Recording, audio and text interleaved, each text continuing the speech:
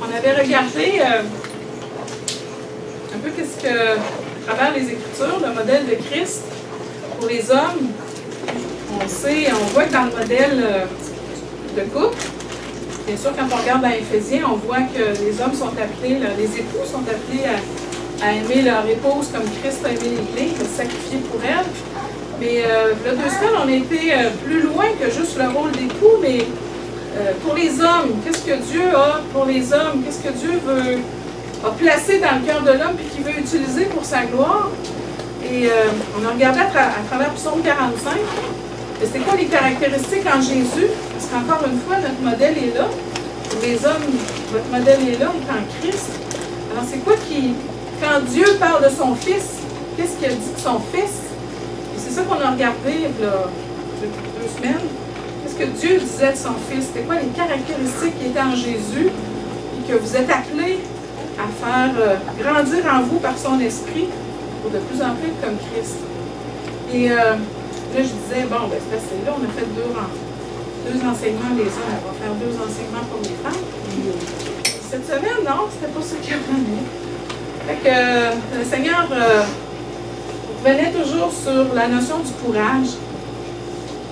Et ça me lâchait pas toute la semaine. Fait que je dis, bon, on le fera plus tard.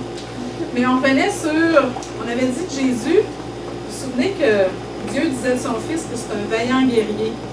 Saint ton épée, défend la douceur, la vérité, la justice. Et Dieu disait de son Fils que c'est un vaillant guerrier.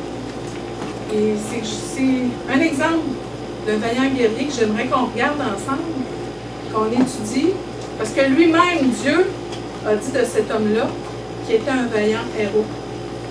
Et si Dieu a vu ça dans cet homme-là, on voudrait étudier c'est quoi vraiment qui était dans cet homme-là pour que Dieu lui-même dise vaillant héros. Alors, on va regarder un exemple de vie pour qu'on puisse se poser la question, est-ce que Dieu viendrait me dire,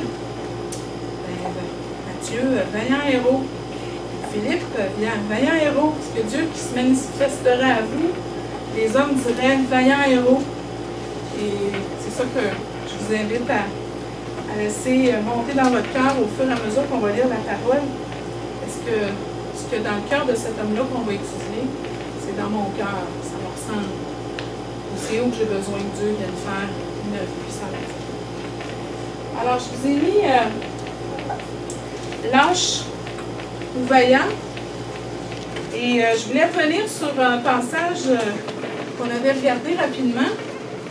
Dans Apocalypse, où le Seigneur nous dit que mais pour les lâches, les incrédules, les abominables, les meurtriers, les impudiques, les enchanteurs, les idolâtres et tous les menteurs, leur part sera dans les temps ardents de feu et de soufre, ce qui est la seconde mort. Alors, je voulais ressortir ce passage-là pour dire, dans le fond, oui, encore une fois, on regarde cette vérité-là, puis elle est confrontante. Il y en a un étang de feu, il y en a une séparation éternelle, puis il y a des gens très précis, caractérisés par des conduites très précises qui vont aller dans les temps ardents de feu, mais c'est pas là-dessus que je veux insister, c'est sur le fait que, comme enfant de Dieu, ça veut dire que toutes ces caractéristiques-là nous caractérisent plus, je me répète, mais ça fait plus partie de nous. Alors, si je suis encore incrédule, si je suis caractérisée par l'incrédulité puis que je suis constamment dans l'incrédulité, mais je ne suis pas un enfant de Dieu. Si je suis enfant de Dieu, c'est parce que ces aspects-là ne me caractérisent plus. Ou s'ils me caractérisent temporairement, bien, j'ai un endroit sûr pour aller demander pardon au Seigneur puis dire Seigneur, lave-moi, couvre-moi par ton sang, puis pardonne mon péché. Mais c'est plus des conduites qui vont nous caractériser au quotidien. Puis lâche, mais j'aimais le mot lâche de dire, ça veut dire que ça ne caractérise plus les enfants de Dieu d'être des lâches. Ça ne fait plus partie de nous, ça. Mais oui, on lutte, puis on marche, puis... Mais je veux comme proclamer la victoire dans le fait que bien, si dans nos vies actuellement on se trouve lâche, puis dirait que j'en manque de courage, bien, il y a une bonne nouvelle parce que le Seigneur dit que ses enfants, Mais les gens qui se retrouvent dans sa présence pour l'éternité, ces enfants, c'est pas des lâches. Alors, il veut faire une œuvre où il veut nous rendre courageux, vaillants, dans ce qu'il veut nous demander de faire pour la gloire de son nom. Alors, la lâcheté, c'est l'incapacité d'assumer ce qu'on doit assumer en dépit des circonstances. Alors, la lâcheté, c'est d'une évidence que ce que je suis appelée à faire, d'une évidence que ce que Dieu me demande. Puis ma vie est caractérisée par le fait que je ne le fais pas. Non. Puis Seigneur, je vais t'expliquer pourquoi je ne l'ai pas fait. C'est parce que là, je justifie ma désobéissance, puis je justifie. Alors quand ma vie est caractérisée par le fait que constamment je n'assume pas mes responsabilités, ce que Dieu me demande, c'est ça la lâcheté. Tandis que le courage, c'est d'assumer ses responsabilités, c'est faire ce que Dieu demande. Et ça, malgré les circonstances, et même quand on manque de moyens. Puis c'est ça qu'on va regarder à travers l'homme qu'on va étudier. C'est pas les moyens. On ne peut pas arriver devant Dieu en disant « Ah, tu sais, j'avais pas vraiment la capacité pour faire ce que tu m'as demandé. » Parce qu'on va voir encore et encore, c'est notre capacité, c'est rien devant ce que Dieu nous demande. C'est lui, il faut qu'il le fasse en nous. Alors, oui, on peut arriver devant Dieu en disant « Je sais que tu me demandes ça, mais j'ai pas de moyens. Je trouve que c'est pas la bonne personne que tu choisis. Tu devrais plutôt prendre lui ou elle. Il me semble qu'elle ou lui, il l'a. Mais je me sens que j'ai rien dans mes mains. » Ben, c'est ça que le Seigneur dit « Oui, c'est pour ça que je te choisis. Rien dans tes mains. C'est moi qui veux le faire à l'intérieur, en toi. » Alors, la lâcheté, on va se trouver différentes excuses. On va trouver plein de raisons pour baisser les bras. Et encore une fois, ça nous arrive des périodes de nos vies où on est caractérisé par la lâcheté. C'est sûr qu'il y a des périodes. Et je veux nous encourager à dire, en Christ, ça ne nous caractérise plus, dans le sens où le Seigneur veut nous rendre de plus en plus des vaillants, des courageux, des courageuses. Et que ça fasse partie de plus en plus de notre péché, de notre pensée, c'est-à-dire de complètement abandonner la lâcheté et dire non, je vais avancer avec toi, Seigneur, dans ce que tu me demandes. Alors, j'aimerais qu'on aille prendre Juge 6. Je n'ai pas tout mis à l'avant, fait que si vous voulez suivre dans vos paroles, ça serait bien. Et j'aimerais que quelqu'un fasse la lecture des premiers versets de 1 à 10. Juste nous mettre dans le contexte de l'homme qu'on va étudier, qui est Gédéon. C'est quoi qu'est-ce qui est en train de se passer quand on nous parle de Gédéon? Quelqu'un veut lire de 1 à 10? Les enfants d'Israël firent ce qui déplaît à l'Éternel, et l'Éternel les livra entre les mains de Madian pendant 7 ans. La main de Madian fut puissante contre Israël.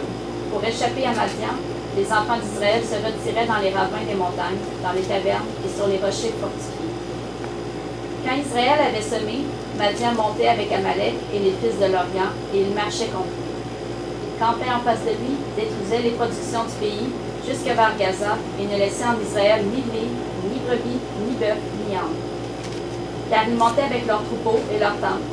Il arrivait comme une multitude de sauterelles, et ils étaient innombrables, eux et leurs chameaux, et ils venaient dans le pays pour les ravager. Israël fut très malheureux à cause de Madian, et les enfants d'Israël crièrent à l'Éternel. Lorsque les enfants d'Israël crièrent à l'Éternel au sujet de Madian, l'Éternel envoya un prophète aux enfants d'Israël. Il leur dit, « Ainsi parle l'Éternel, le Dieu d'Israël. Je vous ai fait monter d'Égypte, et je vous ai fait sortir de la maison de servitude. Je vous ai délivrés de la main des Égyptiens et de la main de tous ceux qui vous opprimaient. Je les ai chassés devant vous, et je vous ai donné leur pays. Je vous ai dit, je suis l'Éternel votre Dieu. Vous ne craindrez point les dieux des Amoréens, dans le pays desquels vous êtes pris. Et vous n'avez point quitté ma voie. » Alors, juste le contexte, je ne sais pas si vous pouvez vous imaginer, vous retrouver dans ce contexte-là aujourd'hui, où on voit le peuple d'Israël qui, la parole nous dit vraiment, qui cherchait continuellement à se cacher du peuple de Madian, parce que, c'est ça, il était constamment après eux pour les amener à, peu importe, on voit qu'ils cherchaient à les dépouiller de tous leurs biens, de leur nourriture. Dès qu'il y avait une production qu'ils avaient réussi à faire, ils venaient la détruire. Alors on dit qu'ils cherchaient à se cacher dans les ravins, dans les cavernes, sur les rochers fortifiés. Alors ils ont vécu ça pendant 7 ans.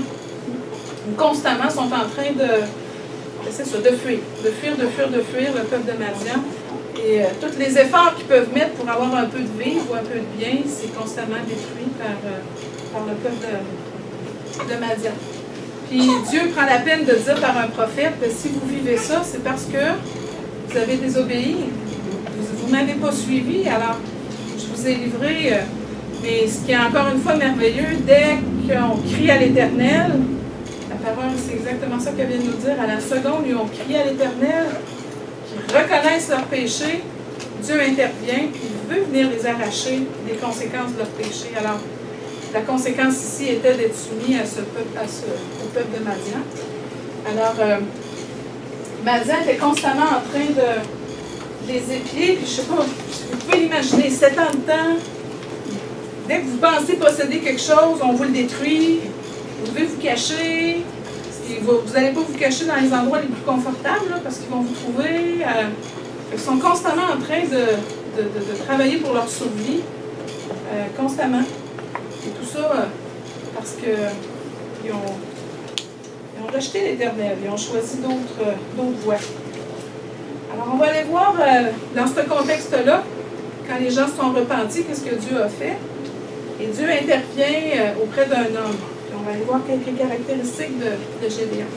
Alors je l'ai mis à l'avant, c'est quelqu'un qui veut lire, sinon dans votre parole, Juge 6, je vous demanderai de 11 à 13. Puis vint l'ange de l'Éternel, et il s'assit tout le térébinthe, en tout cas, d'Orphra, qui appartenait à Joas, de la famille d'Abiézer, Gédéon. Son fils battait du froment au pressoir, pour le mettre à l'abri de Madian.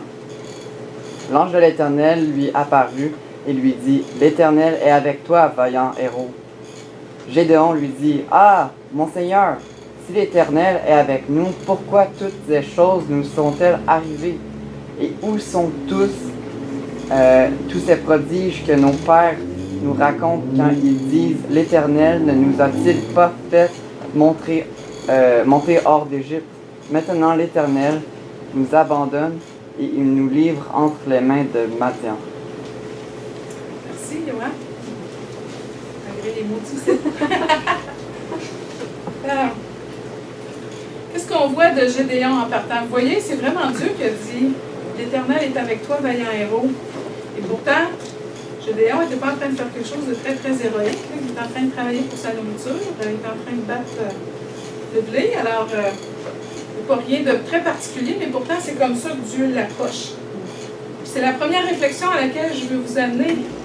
C'est Dieu vous saisit par son esprit ce soir et il dit « L'Éternel est avec toi, vaillant héros. » Ça va être quoi votre réaction? C'est ce qui va être dans votre cœur, parce que on va voir pourquoi Dieu dit ça à Gédéon. Il pourrait nous le dire, il pourrait se manifester et nous le dire son esprit en nous. Alors c'est quoi? Pourquoi Dieu dit ça de Gédéon? Je voulais juste faire ressortir que même s'il ne faisait pas de choses extraordinaires, Gédéon, il est en train d'accomplir sa responsabilité, qui est de travailler. Puis oui, ça se peut que là on voit qu'il est en train de battre le blé au pressoir, à un endroit où il ne serait comme pas supposé de le battre. Il y a une aire qui est prévue habituellement pour ça. Mais j'ose croire que c'est à cause de Madian, de dire ça y est, on va venir m'enlever ma nourriture ou mon blé, fait que je me cache à un endroit puis je suis en train de travailler. Mais on voit que tout ce qu'il fait, il est en train de travailler. Alors vous seriez à votre travail, l'Éternel vient vous parler, vient vous saisir par son esprit pour dire l'Éternel est avec toi, vaillant héros. Et je trouve importante cette caractéristique-là déjà de Gédéon, il est au travail. Il est en train de faire sa responsabilité. Et ça ne doit pas être facile parce qu'il doit se faire venir enlever On vient de lire que Madian enlevait tout au fur et à mesure. Fait qu'il travaille fort pour le petit peu, peut-être qu'il lui reste. Et on voit de Dieu, alors, l'Éternel est avec toi, vaillant héros. Et qu'est-ce qui nous frappe du cœur de Gédéon? Il ne s'arrête même pas à vaillant héros. Il pose plus de questions sur la première partie. L'Éternel est avec toi. Ah, mon Seigneur, mais si l'Éternel est avec nous, pourquoi toutes ces choses nous sont arrivées? Gédéon a cette conscience, cette lecture-là tellement juste de dire, c'est évident que l'Éternel n'était plus avec nous, là. Tout ce qui est arrivé, c'est sûr que l'Éternel n'était pas avec nous. Fait que tu viens de me dire, l'Éternel est avec nous. C'est d'une évidence qu'on est en train de vivre les conséquences de quelque chose. Dieu n'était pas avec nous. Et c'est sûr que là, ce qui frappe Gédéon, c'est ses yeux, c'est ce qu'il voit. Alors quand Dieu dit oui, pourtant je suis avec toi, ça nous amène à dire ou à voir que dans les circonstances de nos vies, les conséquences de nos péchés peuvent être longtemps dans nos vies. Puis là, on va dire, ben, l'Éternel m'a abandonné, ou l'Éternel est loin, ou l'Éternel s'est éloigné, ou l'Éternel... Et pourtant, la parole nous dit à travers Gédéon qu'à la seconde où on crie à l'Éternel, ben, il est déjà avec nous. Mais oui, les conséquences, le temps qui rentre dans l'ordre ou qui finissent par... certaines conséquences pour qu'ils finissent par disparaître, ben oui, ça peut prendre un temps. Mais c'est pas parce que les circonstances semblent encore négatives que l'Éternel n'est pas avec nous. C'est ça qu'il dit à Gédéon. Je suis avec toi. Ben là, je comprends pas, là. Le contexte dans lequel on est, je comprends pas. Mais c'est le début, justement, parce que crier, parce que son peuple a crié à l'Éternel, c'est le début. Alors l'Éternel est avec toi.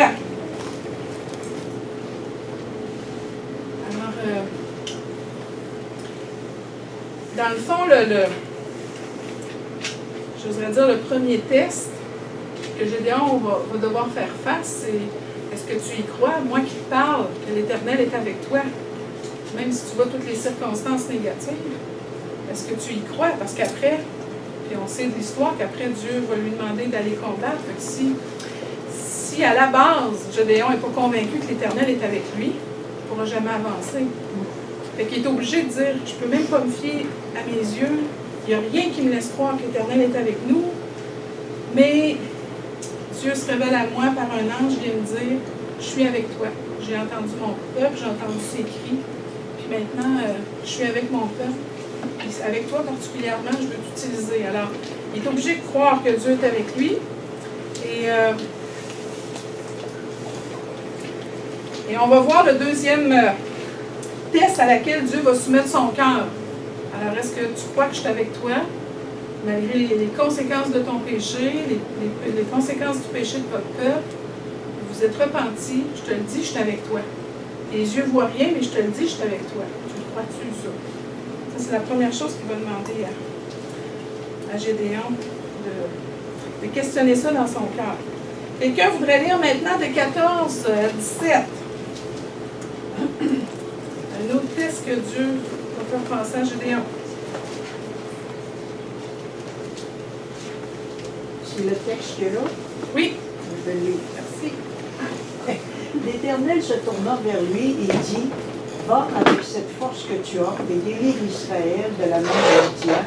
N'est-ce pas moi qui t'envoie? Gédéon lui dit, ah mon Seigneur, avec quoi délivrerai-je Israël? Voici ma famille est la plus pauvre en Manassé, et je suis le plus petit dans la maison de mon père. L'Éternel lui dit, mais je serai avec toi et tu battras Madian comme un seul homme. Amen! Hein, c'est encourageant! Mais Gédéon n'est pas très... Hardi. pas très hardi. fait pas très amen. Mais encore une fois, Dieu l'utilise pour dire qu'est-ce qu'il y a dans ton cœur? Qu'est-ce qu'il y a dans ton cœur? Alors, premier, est-ce que tu crois que je suis avec toi, malgré ce que tes yeux voient? Et deuxièmement, va avec cette force que tu as. Alors là, on voit dans le cœur de Gédéon, c'est quoi pour lui une force? Hein? Il répond en disant, ma famille, c'est la plus pauvre. Fait que viens pas me dire que j'ai de la force, on n'a pas d'argent, nous autres, chez nous. Fait que moi, je pense que c'est avec l'argent qu'on peut faire des grandes choses. Puis après, il dit, je suis le plus petit dans la maison de mon père. J'ai pas de réputation, j'ai pas de pouvoir, j'ai pas un statut social. Fait que je comprends pas quand tu me dis que j'ai une force, j'ai pas d'argent, j'ai pas de statut social. Je suis pas le big shot de, je suis pas placé à tel endroit, fait que je comprends pas la force avec laquelle tu me dis que je peux aller combattre. Fait qu'encore une fois, ça vient mettre à la lumière qu'est-ce que Gédéon croyait de, ben, si Dieu m'appelle à aller délivrer Israël, ben, déjà on voit qu'il y a comme un peu un plan de match dans sa tête. Je serais supposé d'avoir de l'argent pour faire ça. Je serais supposé d'avoir des relations pour faire ça. Et quand Dieu me dit, va avec cette force-là, on voit qu'il ne comprend pas au début. Et qu'est-ce qui est merveilleux avec le Seigneur? Il est-tu patient? Il est-tu bon avec nous? Il nous dit à Gédéon, verset 16, l'Éternel lui dit, mais je serai avec toi. Et tu battras Madian comme un seul homme. Ta force est dans le fait que je suis avec toi. Alors il a commencé en disant ça, l'Éternel est avec toi, vaillant héros. Puis il revient encore, va avec ta force et je serai avec toi. Il veut donc venir faire saisir le cœur de Gédéon sur arrête de regarder à toi, arrête de regarder partout. Je suis là, je suis avec toi. Le reste là, tout ce qui compte, va avec cette force-là. Et maintenant, c'est quoi cette force-là? Ben, c'est moi l'Éternel qui marche avec toi. Puis on ne voit pas un Gédéon qui s'astine bien longtemps, là. Ah, OK. On voit qu'il y avait des faux raisonnements. Et Dieu, il répond. Et Dieu lui dit, ben, c'est moi ta force. Et c'est la question que je veux nous amener. Si Dieu vient te dire ce soir, vaillant héros, je veux t'amener à faire telle œuvre pour mon royaume, puis que là, vous dites, ben non, là, moi, je ne connais pas sa parole, j'ai passé ci, j'ai passé ça, j'ai pas d'argent, peu importe. Puis le Seigneur vous dit, laisse faire ça, moi, je suis avec toi. Alors, il dit 2 fois à Gédéon, l'Éternel est avec toi, l'Éternel est avec toi. Alors, est-ce que on est prêt à avancer dans ce que Dieu pourrait nous demander pour l'avancement de son royaume, en se basant juste sur le fait que l'Éternel est avec nous? Je n'ai pas de full cours biblique, je n'ai pas pris la méthode d'évangélisation 301, j'ai pas, il me semble que moi quand je parle, je n'ai pas, vous savez, là, tout ce qu'on peut dire au Seigneur pour dire, il me semble que tu te trompes de personne, mais c'est ça que Gédéon a fait un peu, puis Dieu dit, ouais, mais moi je suis avec toi. C'est ça ta force. Alors, comment il réagit, Gédéon? Quelqu'un voudrait lire 17 et 18? Vous l'avez ici en avant, si quelqu'un veut lire. Jésus lui dit, si j'ai trouvé grâce à tes yeux, donne-moi un signe pour montrer que c'est toi qui me parles. Ne t'éloigne point d'ici jusqu'à ce que je me vienne auprès de toi, et que j'apporte mon offrande et que je la dépose devant toi. Le cœur de Gédéon est humble et prêt à tout donner à l'Éternel, à l'honorer avec ses biens, même s'ils sont très réduits. Il veut plus de la présence de Dieu. Alors là, on voit Gédéon qui arrête d'astiner. Ouais, mais il me semble que, puis il dit, OK, si vraiment j'ai trouvé grâce à tes yeux, parce que je comprends pas pourquoi tu veux me choisir moi. Fait qu'on voit tout de suite en partant le cœur de Gédéon qui fait pas yes. T'as bien raison de le prendre. Après, il reste dans cette humilité-là de dire j'ai pas d'argent, j'ai pas de statut, puis je vois que j'ai vraiment trouvé grâce. Fait que s'il sait qu'il a trouvé grâce, c'est parce qu'il est très conscient de son péché, de sa nature pécheresse, j'ai trouvé grâce. Fait que je comprends pas que tu dis que tu étais avec moi. Alors, j'ai trouvé grâce.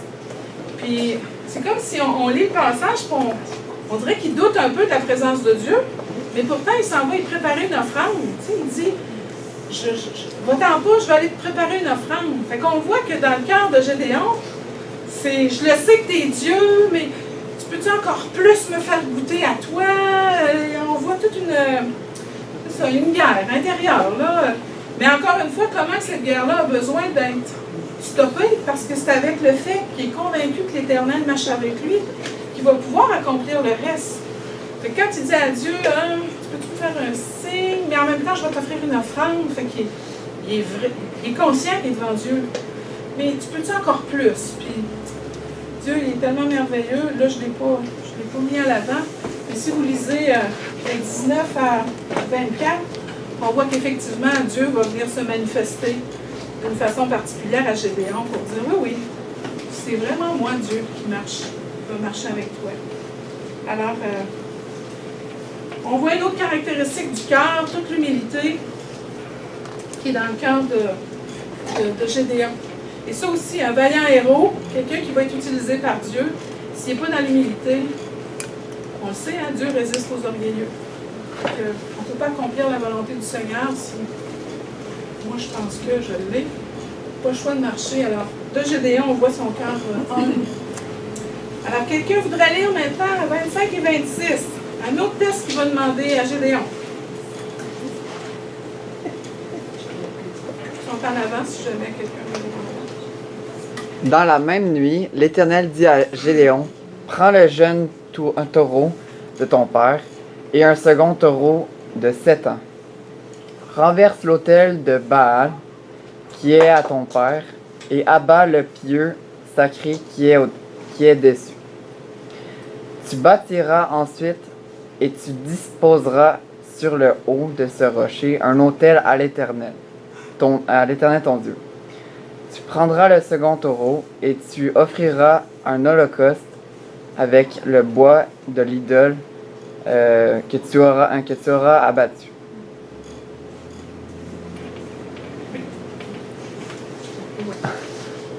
Alors, est-ce qu'on a une idée du péché du peuple d'Israël? Pourquoi Dieu s'était éloigné, les avait livrés entre les mains de Madian? Mais il adorait Baal.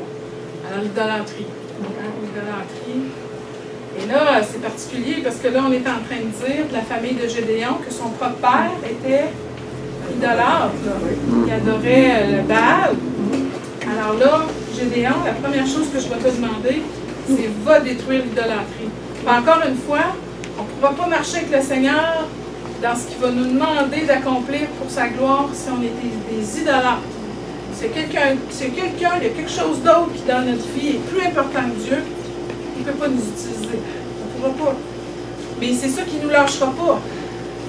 Tantôt, je vous l'ai dit, là, on est des enfants de Dieu, puis il dit que la lâcheté, ça ne caractérise pas les enfants de Dieu. Fait qu'il va revenir pour dire ça, je veux que tu l'abandonnes, ça, je veux que tu l'abandonnes, ça, je veux que tu l'abandonnes. Puis il va revenir pour qu'on finisse par dire ben OK, Seigneur, maintenant, c'est juste toi qui es sur le trône de ma vie. Fait qu'il a demandé à Gédéon, va détruire ce lieu-là d'idolâtrie. Et comment on voit Gédéon qui réagit? Alors, Gédéon prit 10 hommes parmi ses serviteurs, il fait ce que l'Éternel avait dit. Mais comme il craignait la maison de son père et les gens de la ville, il l'exécuta de nuit et non de jour. Et si vous continuez à lire un petit peu plus loin, même si vous voulu faire ça en cachette, le lendemain matin, les gens de la ville disent « Qui a fait ça? Qui a fait ça? » Ils s'informèrent, ils firent des recherches, puis on leur dit « C'est Gédéon. » Même si vous voulu cacher, ça n'a rien donné.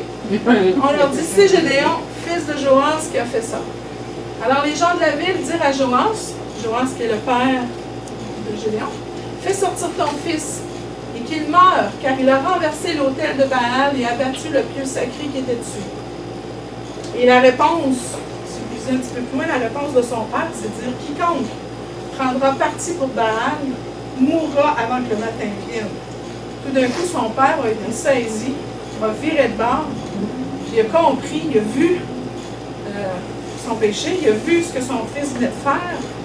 Et là, on voit que Dieu, quand l'Éternel a dit « Je marche avec toi », là, mais ça, c'est le premier test qui marchait avec lui. Là. Il va faire un geste aussi choquant pour une ville qui dit servir Dieu, mais qui sert un autre idole. Puis lève-toi, puis va détruire cette idole-là. Puis, ben, on voit un Gédéon qui le fait. Et Dieu marche avec lui, parce que son père finit par changer d'idée et prend position pour son fils. Alors, un petit peu plus loin, verset...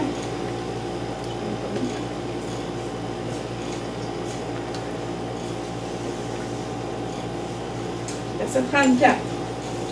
Alors Gédéon fut revêtu de l'Esprit de l'Éternel, il sonna de la trompette, et Abiézer fut convoqué pour marcher à sa suite.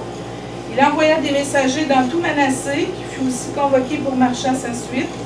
Il envoya des messagers dans Hazer, dans Zabulon et dans Nephtali, qui montèrent à leur rencontre. Alors Gédéon est revêtu de la puissance de l'Esprit Saint. Et c'est sûr qu'en marchant avec l'Esprit révèle la volonté de Dieu. Donc la première chose, c'est sonne la trompette, avertit, annonce qu'il va y avoir une guerre, annonce qu'il va y avoir, qu'on a besoin de soldats, qu'il va y avoir une guerre, puis étrangement, Manassé, qui est le plus petit de la famille, dans le fond du village, quand on sonne, les gens viennent. Alors encore une fois, c'est vraiment la main de Dieu, parce que Gédéon n'a rien d'extraordinaire pour attirer autant de monde qui vont venir marcher à la suite de Gédéon pour ce combat-là auquel il les appelle. Alors, savez-vous combien de soldats sont venus? Trop apparemment. Il y en avait 34 000. Il y avait 34 000 hommes qui sont arrivés pour dire on va suivre Gédéon. Une petite affaire, un petit homme qui battait du blé dans un pressoir caché. Puis lui, il sonne la trompette, il y avait 34 000 qui le suivent. C'est incompréhensible, mais quand l'Éternel dit « Je suis avec toi », je suis avec toi.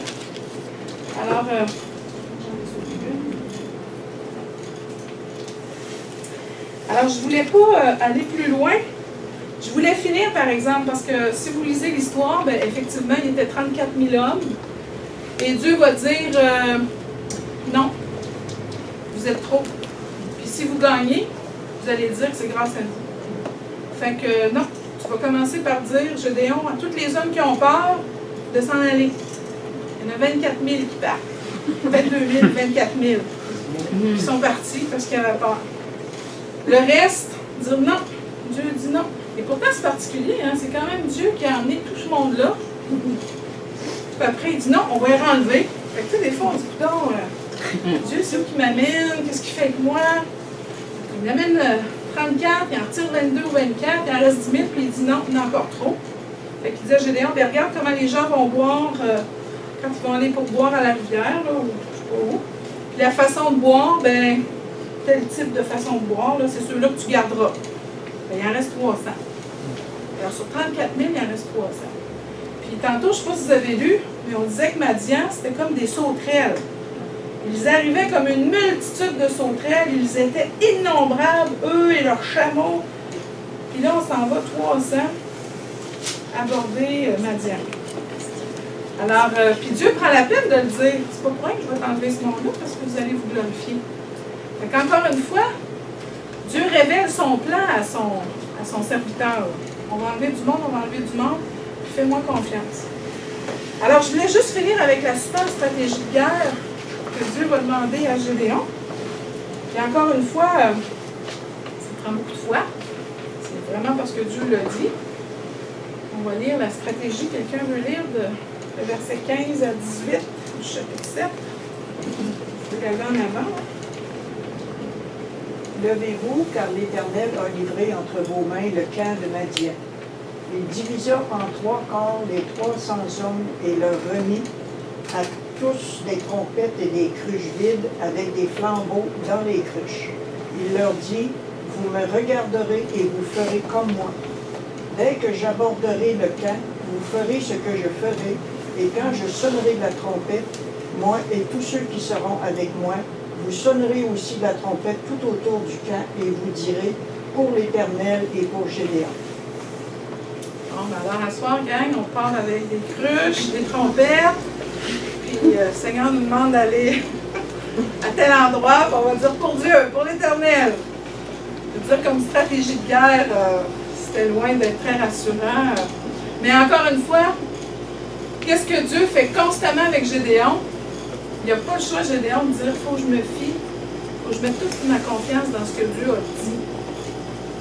Ma confiance, ça peut juste être dans ce qu'il a dit. Tout ce que je vois, c'est comme incohérent. Ça ne marche comme pas. Alors là, on est rendu qu'on va se rendre à la guerre avec des trompettes. Puis là, c'est une multitude, c'est des sauterelles, là. C'est une gang immense. Puis nous autres, on va arriver avec nos cruches, nos flambeaux. C'est quoi cette stratégie-là? Alors, et si Dieu est le même hier, aujourd'hui, demain, se pourrait-tu que Dieu, des fois, va nous demander des choses? Pas ça se peut-tu, c'est sûr, que Dieu va nous demander des choses qui semblent incohérentes, que de raisonnement humain, on ferait, ben non, c'est fou, ça ne peut pas être Dieu. Dieu, c'est pas Dieu. Mais voulez-vous grandir dans cette connaissance-là du Seigneur, de dire, Seigneur, peu importe ce que tu vas me demander, puis je veux grandir dans le fait de te connaître assez pour savoir discerner ta voix quand tu me parles. La parole dit que les brebis connaissent la voix de leur berger. Seigneur, je veux tellement saisir ta volonté pour que si tu me demandes des choses qui ont l'air folles, ben je vais les faire.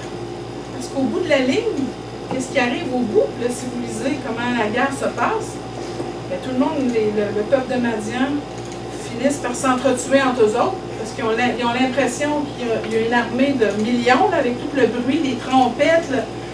Alors, vous lirez, mais ils finissent tous par s'entretuer.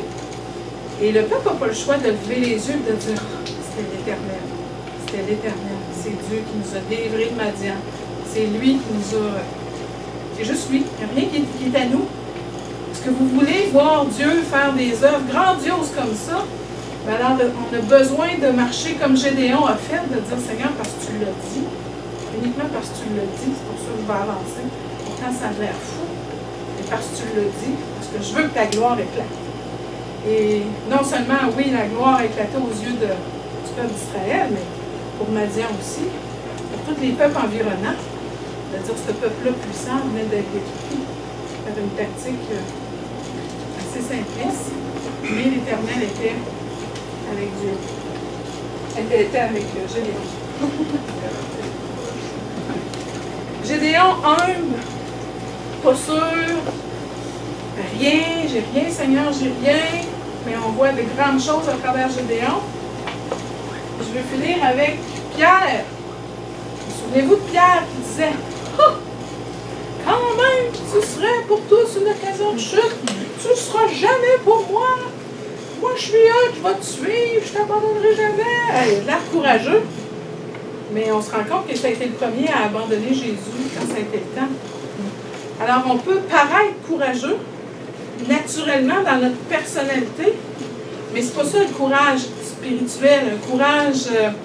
alors, dans le naturel, dans notre personnalité, on peut peut-être être courageux comme Pierre, mais c'est pas ça que Dieu va utiliser. Dieu n'utilisera pas ça parce qu'on résiste... au Seigneur quand on est orgueilleux parce qu'on se fie à nos raisonnements. Mais on voit qu'un homme humble comme Gédéon, Dieu peut l'utiliser. Puis alors on peut être dans notre personnalité timide. C'est sûr, on ne fait pas trop de bruit, on ne parle pas trop fort. On n'est pas... il semble qu'on n'a pas l'air si courageux que ça dans notre personnalité. Mais quand on a l'Esprit de Dieu, lui, il nous donne ce courage-là qu'on a besoin pour suivre l'Éternel, parce que constamment son esprit nous dit mais l'Éternel est avec toi, mais l'Éternel est avec toi. Et là, on devient courageux spirituellement, alors que dans notre personnalité, jamais que on aurait eu cette impression-là. Alors, peu importe votre personnalité, ben, c'est sûr, si votre cœur est sincère dans le Seigneur en disant utilise-moi, puis je veux assez te connaître, puis être tellement sûr que c'est toi quand tu me dis là, tu vas aller faire ça, puis ça a l'air fou. Puis j'y vais. Je veux tellement grandir dans cette connaissance-là. Fait que fais ce que tu veux avec moi. Peu importe ma personnalité de base. Pas besoin d'être courageux dans ma personnalité. J'ai besoin d'être humble et de mettre toute ma confiance dans l'Éternel. Alors, fait qu'on va étudier un autre personnage courageux la semaine prochaine. Et je vous proposerais que le 24 juin, on puisse regarder ensemble, pour ceux qui ne l'auraient peut-être pas vu, ceux qui veulent le revoir, le film Courageous, où justement, on vient mettre à la lumière, ça pourrait ressembler à quoi? Des hommes courageux selon le Seigneur, qui prennent des décisions particulières. Fait que dans 2 semaines, je vous propose qu'on puisse regarder ça. C'est un film de 2h10. Fait que vous commencerez...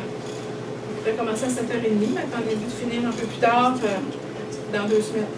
Et la semaine prochaine, on va étudier un autre homme que le Seigneur a appelé aussi vaillant héros.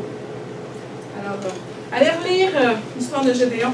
Allez vous ancrer dans cette histoire-là. Que le cœur de Gédéon soit votre cœur. Fait que prions.